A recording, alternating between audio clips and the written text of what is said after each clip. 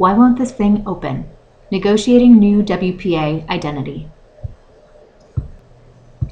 On the whole, writing programs are increasingly open. Our curriculum, instructors, assessment, and even our students are often open to university, community, and web praise and scrutiny. Further, most of us have some sort of open door policy, are employed at open campuses, opt for open access compositions, insist that the lines of communication be open across and within the department. However, as a new WPA at a large public Midwestern university, I've encountered a number of closed spaces as well.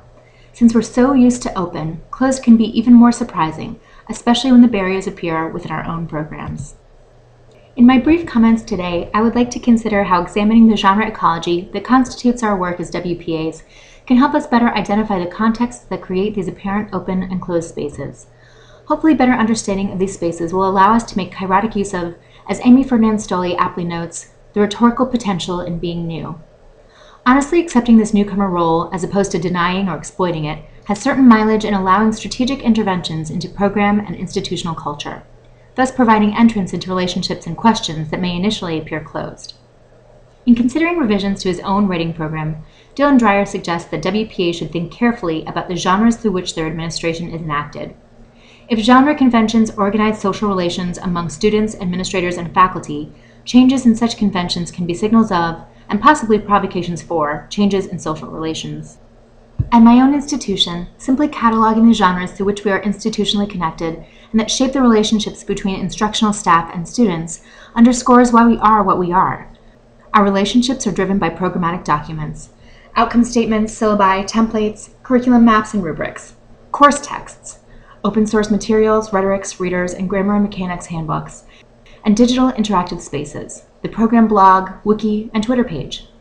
A number of items within this list are publicly under revision and directly open to change, which has contributed to a climate of simultaneous excitement about possibilities and anxiety about what lies beyond the semester.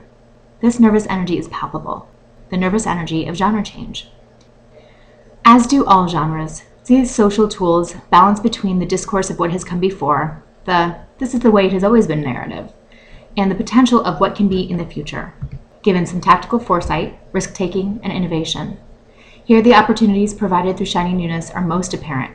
Junior WPAs, or JWPAs, can respond to, this is the way it has always been done, with why?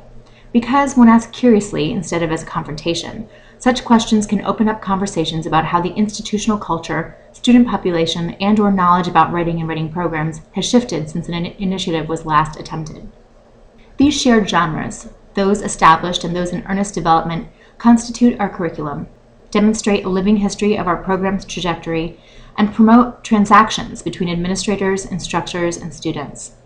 However, inventorying these genres leads me to the primary closure in our program: dialogue and reciprocal interaction across different instructional types, tenured and tenure-track faculty, full-time lecturers, part-time lecturers, and graduate assistants. How do you encourage uptake of our overtly interactional genre spaces, of genres that stretch the boundaries of the long-established ecology?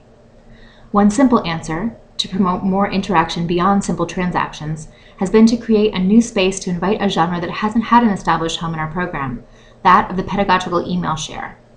Such an email takes little effort on part of participants and immediately builds community, the ideal casual intervention into closed relationships. Mid-semester, the program director and I decided to scrap our old listserv designations, rename them, and create a dedicated listserv for pedagogical sharers entitled Discussion. After its creation, we emailed staff through the discussion listserv, encouraged them to post, and repeatedly discussed it during meetings. Each time it was discussed, the change was met with acclaim.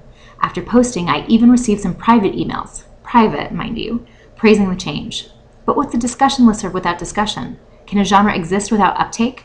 When a tree falls in the woods, the change has been incremental, and discussion has begun to trickle in, productively leaking into the social system of our program and creating useful fissures for further genre development.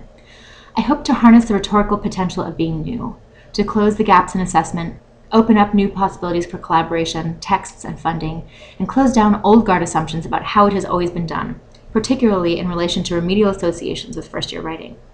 I hope that the listserv really does open a new space for discussion. By being mindful of the genre change we initiate as JWPAs, the relative uptake within our programs, and the conventions that take root, we can make the most of our newness. You're new but for a brief moment.